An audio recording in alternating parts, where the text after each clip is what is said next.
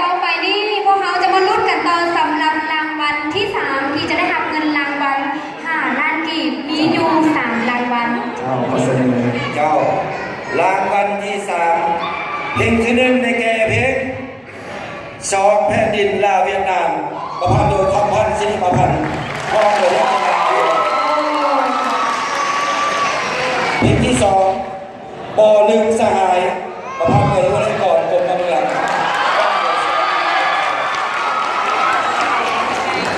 เพลงที่3สิงโตเพิ่มพูนมิตรภาพลาวเวียดนามมิตรของสิ่งวิสัย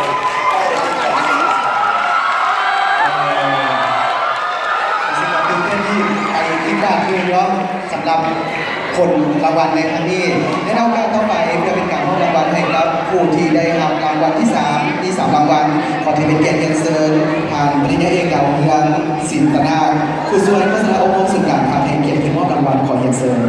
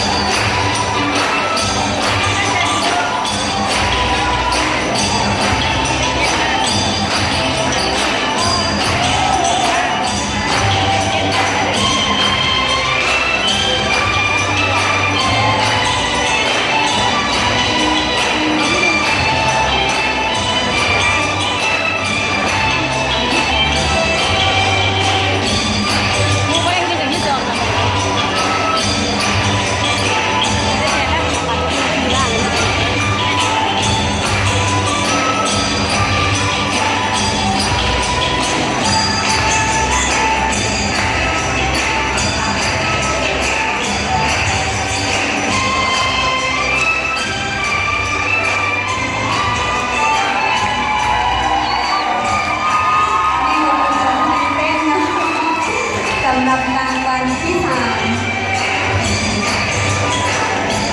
ขอขอบใจเป็นอย่างสูงทางเป็นเอกเราเงินสินตนาผู้ช่วยคุณเราของศูนย์การค้าได้เกียรติมอบรางวัลเจ้าและตอนนี้ก็จะเล่าต่อสู่บรรยากาศความตื่นเต้นอีกนะพอยังเหลือสุดท้ายแล้วต้องเข้าไปยังตื่นเต้นนำต่อสำหรับบทเพลงที่บาได้ชนะเลิศในวันนี้เนาะจะประกาศเราพวกเขาจะให้ทางตัวบริษัทเราประกาศเริ่มจากรางวัลที่2รางวัลที่2เพลงที่1ในแก่เพลงเพื่อนห่วงอุดมการณ์แน่โดยตั้งใจความสุข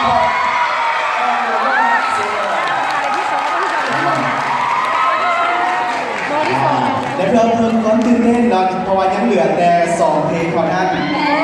เขาอยากจะให้ทางตัวบริษัทเราประกาศรางวัลที่1กันเลยและวันนี้ที่เหลือก็จะได้เป็นรางวัลที่2ทันทีย้ำกันขึ้นไปแสดงว่าลายสื่อกับบทเพลงที่ทางตัวบริษัทจะประกาศต่อไปนี้เป็นรางวัลชนะเลิศเจ้าเป็นรางวัลชนะเลิศรางวัลที่1เลยรางวัลชนะเลิศในการแข่งขันครั้งนี้ได้แก่เพลง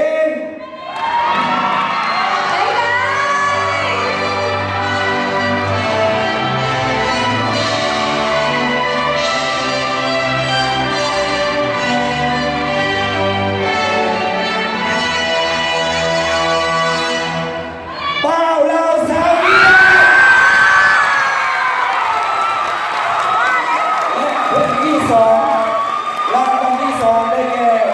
เพลงสายสัมพันธ์ลาวเวียดนามมั่นคงแก่เพื่อนชาวบ้านประชาชนเอาไปทำลายเลยทีเดียวแสดงความยินดีนะครับเราสำหรับบทเพลงที่ได้รางวัลชนะเลิศและตอนนี้จะมามอบรางวัลให้ผู้ที่ได้รับรางวัลที่2กันก่อนเนาะ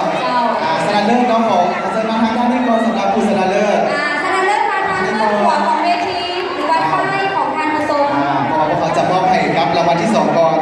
นำการทางเก่าขอถือเป็นเกียรติยันเสริญทางเวียนบางวงเอกอัครราชทูตที่สามารถผู้มีอำนาจเต็มแห่งสาธารณรัฐสังคมยังเวียดนามประจำลาวให้เกียรติขึ้นมอบรางวัล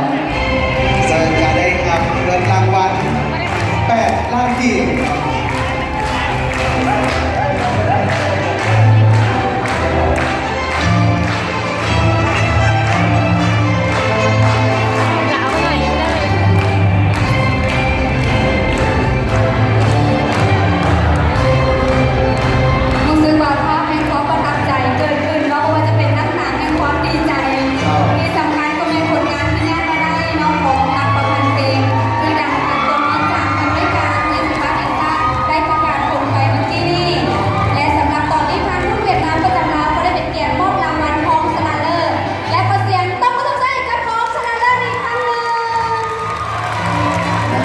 เราจะเป็นการมอบรางวัลให้กับบทเพลงที่ได้รับรางวัลชนะเลิศในค่ำคืนนี้กับการเสียงเพลง2วันประวัติศาสตร์ลาวเวียดนามจะเป็นเกียรติเรียนเชิญทางบ่อเงินสาธุวงศ์ของนักธุรกิจกระทรวงการคลังวัฒนธรรมและท่องเที่ยวให้เกียรติขึ้นม